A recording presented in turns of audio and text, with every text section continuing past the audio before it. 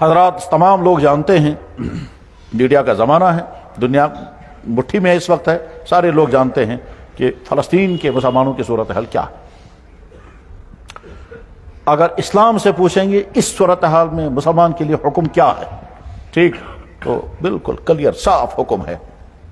کہ مسلمان حکمرانوں کو اور مسلمان امت کو ایسے وقت میں کیا کرنا ہے۔ لیکن وہ سب اگر ہم نہیں کر سکتے متعدد وجوہات کی بنا پر، تو ہمارے بس میں کم سے کم ایک چیز تو ہے کہ یا اللہ ہم بے بسی کے عالم میں ہیں، ہم پر جو فرض آپ کی طرف سے اس صورتحال میں ہم اگر وہ نہیں کر سکتے، کم سے کم دعا تو ضرور کر سکتے ہیں۔ ایک دوسرے،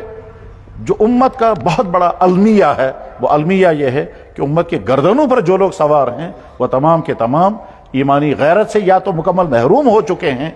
اور یا پھر ان کی ایمانی غیرت اتنی ڈم ہے کہ وہ اپنی ایمان اور امت مسلمہ کے مفاد سے زیادہ ان کے مفاد کے حامی ہیں۔ یعنی امت مسلمہ کے گردنوں پر جو سوار ہیں مسلمانوں کے نام سے، وہ اصل میں اسلام کے اور امت مسلمہ کے نمائندے نہیں ہیں، وہ دشمنان اسلام کے نمائندے ہیں۔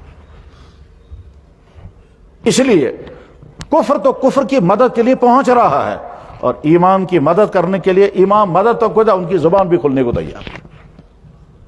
یہ ہے امت مسلمہ کا المیہ، اور اس کو بھی اللہ کے نبی نے فرمایا ایسے لوگ مسلط ہوں گے امت پر۔ کاش ایمانی غیرت زندہ ہوتی، اور اوپر سے لے کر نیچے تک اور دائیں سے لے کر بائیں تک، اور ہر فرد سمجھتا کہ اس میں تو یہ ساری صورتحال ہی نہ ہوتی۔ پھر اللہ نے قرآن کریم میں فرمایا لَتَجِدَنَّ أَشَدَّ النَّاسِ عَدَاوَةً لِلَّذِينَ آمَنُوا الْيَهُودِ، تم ضرور بھی ضرور پاؤ گے ایمان والوں کی سخت عداوت ہوگی یہودیوں کو، والذین اشرکوا، اور مشرکوں کو۔ اور ساتھ میں اللہ تعالیٰ فرماتے ہیں یا ایھا الذین آمنوا لا تتخذوا اليہود والنصارى اولیاء، اے ایمان والو یہود و نصاروں کو اپنے دوست مت بنانا، بعضهم اولیاء بعض، وہ دوسرے ایک دوسرے کے ساتھ دوست ہیں، اور وہ دوسری نظر آتی ہے کہ کیسے ایک فریق، ایک ملک جو ہے وہ دوسرے ملک کا حامی بن کر کھڑا ہوتا ہے، اور حامی بن کر لفظوں میں نہیں بلکہ وہ وہاں پہنچتا ہے اور مدد کے لیے تیار ہو جاتا ہے۔ اس صورتحال میں ہمارے بس میں صرف ایک چیز ہے، یا اللہ ہم اور کچھ نہیں کر سکتے تو ہم صرف دعا کر سکتے ہیں، ٹھیک، اس کے علاوہ ہمارے بس میں کچھ اور ہوتا تو وہ بھی کرتے، لیکن ہمارے بس میں وہ نہیں ہے، ہمارے بس میں جتنا ہے اتنا ہم کریں گے۔ کہتے ہیں حضرت ابراہیم علیہ السلام کو جب آگ میں پھینکا جانے والا تھا تو چڑیا سمندر سے پانی کا قطرہ لا کر آگ میں ڈالتی تھی، اس سے پوچھا گیا تمہارے قطرے سے یہ آگ بجھ جائے گی؟ اس نے کہا مجھے معلوم ہے کہ میرے پانی کے قطرے سے آگ بجھنے والی نہیں ہے، لیکن میں جتنا کر سکتی ہوں اتنا میں کروں گی۔ پوچھا گیا کیا کر سکتی ہوں اس سے جب کچھ نہیں ہوگا؟ انہوں نے کہا ابراہیم سے ہمدردی کا حق میں اتنا ہی ادا کر سکتی ہوں، یہ تو میں کروں گی۔ مجھ سے یہ پوچھا جائے گا تم ایک قطرہ ڈال سکتی تو تم نے ڈالا یا نہیں، مجھے یہ نہیں پوچھا جائے گا آگ بجھائی تھی یا نہیں۔ کاش ایمانی غیرت زندہ ہوتی تو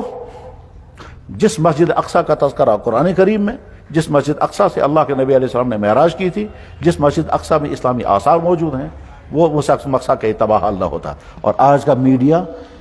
کیا دکھاتا ہے اور کیا کیا چھپاتا ہے، سمجھدار لوگوں کو سب معلوم ہے۔ سب کو جاننا چاہیے کہ کیا کیا دکھایا جا رہا ہے اور کیا کیا، اور کون کس کا حامی ہے اور کس چیز کا حامی ہے، اور الفاظ کیا استعمال ہوتے ہیں۔ بہرحال ہم اپنا سارا حال اللہ کے سامنے رکھتے ہیں کہ یا اللہ ہم نے کیس آپ کے حوالے کر دیا، آپ وہ جو کچھ کر سکتے ہیں آپ کر سکتے ہیں، آپ وہی اللہ ہیں جنہوں نے فرعون کی طاقت ایک طرف تھی اور موسیٰ بغیر طاقت کے تھا، فرعون کو اپنی کیا کیا اور موسیٰ کو کیا کیا، آپ وہی اللہ ہیں۔ ایک طرف سے نمرود اور اس کی پوری طاقت تھی، دوسری طرف سے بے بس ابراہیم تھے، آپ وہی اللہ ہیں۔ ایک طرف سے عاد اور سمود کی پوری طاقتیں تھیں، دوسری طرف سے صالح اور ہود علیہ السلام بے طاقت کے نبی تھے، اب وہی اللہ ہیں۔ ایک طرف سے ابو جہل اور اس کی طاقت تھی، اور مقابلے میں محمد اور ان کے صحابہ بے طاقت والے تھے، جب وہ طاقت آپ کی آج بھی موجود